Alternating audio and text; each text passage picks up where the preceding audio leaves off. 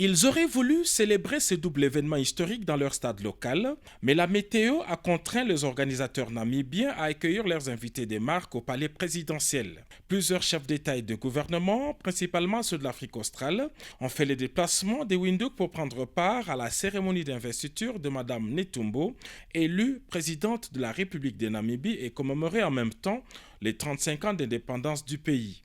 Arrivé ce vendredi matin, le président de la République, Félix-Antoine Tshisekedi Tshilombo, a participé à cette cérémonie en sa qualité de champion de la masculinité positive, plébiscité par ses pairs de l'Union africaine.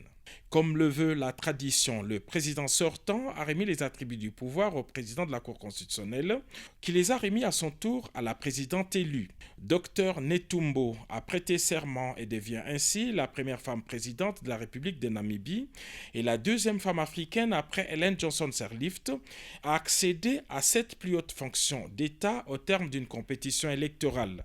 Dans son discours d'investiture, la nouvelle présidente de la République de Namibie a pris l'engagement de créer des emplois, de poursuivre l'œuvre de la prospérité, de lutter contre la corruption et d'ouvrir davantage son pays à des partenariats gagnant-gagnant.